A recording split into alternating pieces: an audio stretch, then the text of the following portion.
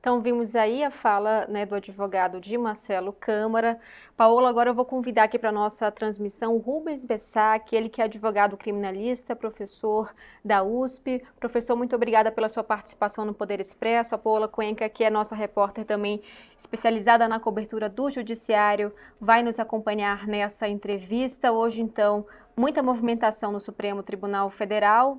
Ainda há pouco tivemos a oficialização de Moraes na vice-presidência e Fachin na presidência da Suprema Corte. Eu mudei a ordem porque o ministro Alexandre de Moraes, ele é o relator do inquérito do golpe e hoje também a gente tem um prazo final para que esse núcleo 1, que faz parte o ex-presidente Jair Bolsonaro, apresentem as alegações finais. Então vamos lhe fazer aqui algumas perguntas, algumas análises suas em relação a toda essa movimentação aqui no Supremo. E a minha primeira questão é se essa mudança no comando da Suprema Corte, eles irão tomar posse só no mês de setembro, se isso pode impactar de alguma forma no andamento desse inquérito do golpe. Tuane, prazer estar com você, Paola, prazer revê-la, e estamos aqui com os nossos telespectadores do SBT, imenso prazer. Olha, eu não creio que a alteração do comando no Supremo, agora com o ministro Edson Fachin, hoje já eleito, uma ratificação do que é uma tradição sempre do vice assumir a presidência no biênio seguinte, vai alterar os processos. Aliás, eu diria não só este do Núcleo 1, como todos os processos. Na verdade, o Supremo firmou uma maneira de agir, no qual o ministro Alexandre de Moraes é o relator, mas as ações têm sido endossadas, talvez não no ritmo que alguns criticam, mas têm sendo endossadas pela primeira turma, o que é a parte significativa aí, junto com a segunda, do Supremo Tribunal Federal. Então, leia-se, o Supremo Tribunal Federal está ratificando todas as ações e determinações dadas pelo juiz relator, pelo ministro relator. Eu não acho que a mudança só de quem está na presidência agora, é muito importante, obviamente, uma alternância ali na direção do Supremo, vai alterar qualquer coisa significativamente nesse processo. É claro, se me permitem prosseguir, que os presidentes, antes Barroso, agora a partir de setembro Fachin, têm estilos diferentes, como normalmente todos os ministros do Supremo são pessoas diferentes, são ministros diferentes, mas não acho que objetivamente, tratando-se do processo, nós tenhamos alguma mudança efetiva. Paola? Professor, bom, obrigada mais uma vez pelo seu tempo. E olha, a gente também está acompanhando nesse processo, é sempre bom lembrar para o pessoal que está nos assistindo quais são essas etapas, né? Porque tem gente que fica, agora é o julgamento mesmo que vai definir, quando que vai acontecer? A gente está nessa entrega das alegações finais, há tempos a gente está falando que é uma reta final. Queria então que o senhor explicasse quais são essas etapas, a partir dessa entrega da alegação, o que falta acontecer diante desse processo? Excelente pergunta. Quando você tem um processo, no caso é uma ação penal, é um processo criminal, nós seguimos aquilo que se segue em todos os processos judiciais, que é o devido processo legal, né? O due process of law, aquele princípio inglês que vem há séculos, informou a nossa Constituição, aliás, o nosso constitucionalismo desde sempre. Então, todo o rito é seguido muito com oportunidade de uma parte se manifesta, outra se manifesta, vão se produzindo provas, quando tem necessidade, prova testemunhal, as contraditas, esse processo que se passou hoje, né, quando você necessita confrontar duas testemunhas, né, então tudo isso vai sendo feito em nome de que todas as partes envolvidas tenham a possibilidade de apresentarem amplamente ao Supremo, no caso ao ministro relator no primeiro momento e à primeira turma, a sua maneira de ver, o que elas entendem como verdade. E com base nisso, o ministro relator forma, nós usamos a expressão, forma a sua convicção para poder dar um parecer, né, que será ou não seguido pela turma, né? Nós temos visto que nesse processo e nos outros, que são processos ligados, por assim dizer, a primeira turma tem ratificado, até já falei nesse sentido agora há pouco, mas nesse momento ele vai apresentar o seu parecer, a sua maneira de ver como juiz relator. As alegações finais são a última etapa. As alegações finais é quando qualquer das partes apresenta um resumo, por assim dizer, de tudo aquilo que entende importante enquanto rito final, porque são alegações finais, né? Com base nisso se faz. Caminha-se para o parecer e para o julgamento. Eu entendo que o Supremo, e isso já foi dito algumas vezes pelo ministro Alexandre de Moraes, por ministros, outros isoladamente, pela presidência, tem o interesse em resolver, observado o devido processo legal, dentro do menor tempo possível. E acho que até aí, não é algo que se fala, mas para mim me parece claro, e há muitos outros que têm feito uma análise, que não se pretende entrar no ano eleitoral. Quer dizer, a ideia é ter um julgamento final, depois deste parecer do ministro Moraes, julgado pela primeira turma ainda no segundo semestre. Eu acharia razoável entender que não passaremos outubro sem ter uma decisão final neste tão importante processo. E, professor, a gente vai ter, primeiramente, esse julgamento do Núcleo 1, do qual faz parte o ex-presidente Jair Bolsonaro, e hoje, então, temos esse prazo final das alegações finais. Também tivemos, inclusive, hoje também um balanço por parte do Supremo Tribunal Federal em relação às pessoas que já foram responsabilizadas pelo 8 de janeiro, quem continua na prisão, quem está cumprindo prisão domiciliar. E também tivemos esse histórico das penas que foram aplicadas, por exemplo, para quem participou ali das depredações aos prédios públicos aqui em Brasília. Quero entender a sua avaliação em relação a essas penas. Vimos penas aí que ultrapassaram 12 anos, 15 anos. Na sua avaliação, alguns desses critérios devem ser aplicados a esse núcleo crucial ou especificamente em relação a esse núcleo que seria o mentor aí de acordo com as investigações, de acordo com a Procuradoria-Geral da República, seria aplicado algumas penas superiores. Qual é a sua avaliação considerando esse histórico que a gente já tem até hoje? Eu entendo muito claramente de que a questão da dosimetria devia ser levada em conta. Vamos ver, talvez eu esteja no lado minoritário que pensa isso, ou como o Supremo esteja agindo. Porque é claro que é um crime de altíssima relevância que vem sendo julgado, é um crime realmente que prevê, se percebesse, se julgar, melhor dizendo, que ele foi cometido pelo Núcleo 1 e pelos outros núcleos que estão sendo julgados que foi cometido, as penas são altas. Mas as penas, isso é um princípio do direito criminal, e isso é extremamente importante. Tem que ser dadas as penas na proporção do cometimento e do envolvimento das pessoas.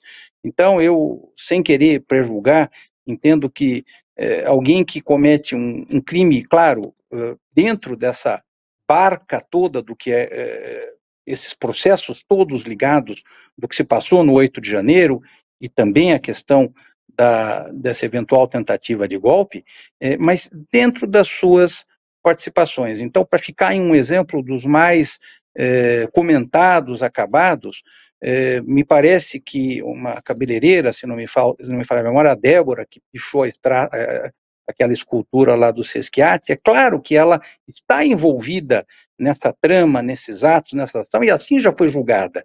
Mas não acho razoável que a pena dela tenha sido tão alta como foi, se não me falha a memória, são 14 anos em reclusão. Quer dizer, eu, como jurista, fico um tanto assustado com a dosimetria que tem sido aplicada. É claro que não dá para comparar, por exemplo, a participação desta, e eu podia citar dezenas e dezenas e dezenas de outros casos, me fixei nessa porque foi muito mediaticamente lembrado, com a participação, por exemplo, já estou comentando, porque isso foi publicizado, do general Mário Fernandes, que admite ter até colocado no seu computador um esboço, um draft ali do que pretendia cometer daqueles assassinatos do presidente, do vice, do ministro Moraes, quer dizer, são coisas, né? Então, assim, eu acho que o Supremo, aí eu sou um crítico, apesar de sempre respeitar e achar que o Supremo está seguindo o devido processo legal, não está funcionando como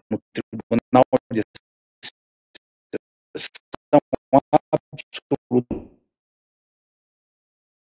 Bom, a gente teve uma falha aqui, professor, Vamos recuperar aqui o trecho final da sua fala, professor, que tivemos uma falha aqui na sua transmissão. Vou perguntar para o Thiago aqui se a gente já pode retomar com o professor Bessac. Tá certo, então, se o senhor puder repetir continuei essa a falar aqui. Pois não, eu não sei exatamente aonde que houve a desconexão, porque para mim continuou rodando. Estava comentando que eu sou um tanto crítico das penas que têm sido aplicadas, apesar de respeitar, entender que o Supremo, a primeira turma, o ministro relator, tem usado, obviamente, estão aplicando, o que é o nosso devido processo legal, mas eu fico um tanto assustado com algumas penas e dei o exemplo daquela moça, a Débora, e pichou a estátua com o batom lá do Sesquiate, quer dizer, ela está inserida na ação penal, não há dúvidas, e o Supremo entende que ela tem que ser punida com base no que está sendo julgado. Mas a participação de cada um e a dosimetria da pena a cada um tem que ser dada na direta proporção do que a pessoa agiu. Então, alguém que age lamentavelmente pichando uma estátua com batom, causando um dano, gritando, mas não pode comparar, por exemplo, com algo já colocado. O general Mário Fernandes, por exemplo,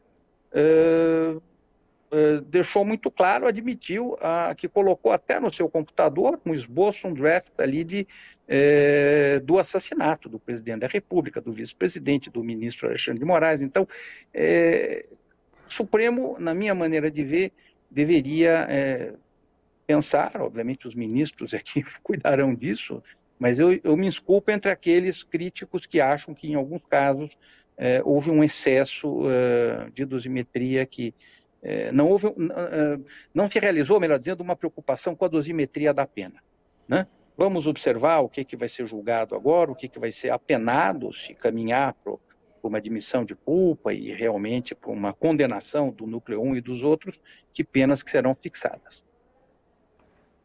Paola? Bom, e professora, a gente não tem só...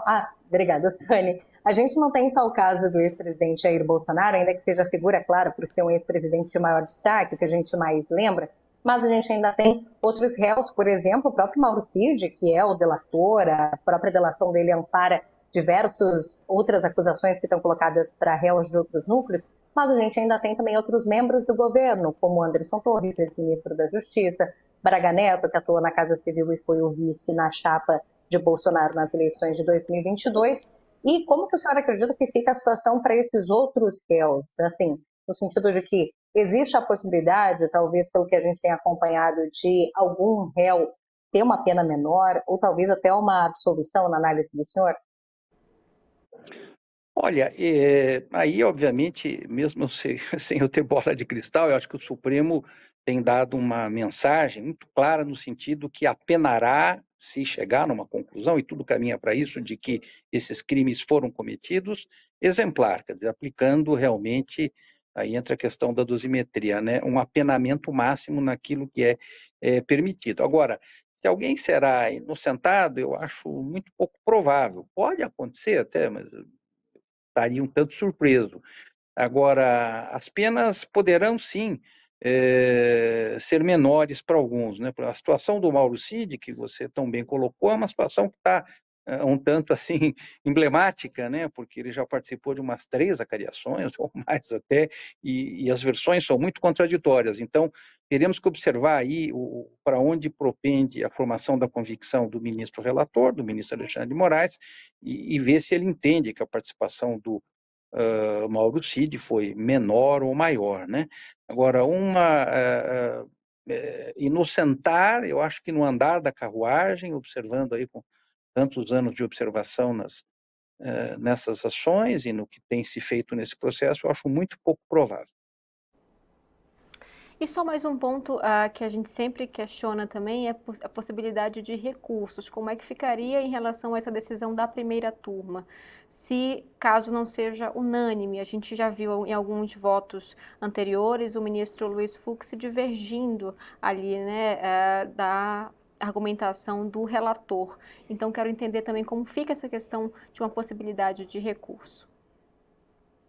Dentro da turma, Suane, funciona a maioria. É claro que em todo julgamento, se houver, quando houver um julgamento unânime, ele sacramenta de uma maneira muito mais clara do que quando tem uma maioria, em que pese a maioria ser aquela que vai ditar se houve a condenação ou não. Mas quem divergirá, se é o ministro Fux, e como também vai ser usado pela defesa de quem está defendendo o time de advogados do presidente Bolsonaro e de todos envolvidos no núcleo 1 e depois dos outros núcleos, usará o eventual dissenso, nós não sabemos se ele vai existir ou não, como uma eventual possibilidade de recurso para a própria turma, e não me surpreenderia também se pedissem que pese já ter tido uma decisão do plenário de que o processo tem que ser decidido na primeira turma, mas não me surpreenderia se tivesse um apelo aí para uma revisão eventual, no caso dessa condenação,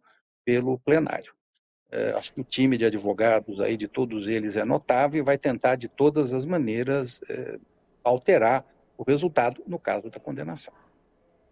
Professor Rubens Bessac, muito obrigada pela sua participação aqui no Poder Expresso e ficamos à disposição também para próximas oportunidades. Uma ótima tarde a você. Igualmente, Soane, Paola, Poder Expresso e SBT, é um prazer estar com vocês.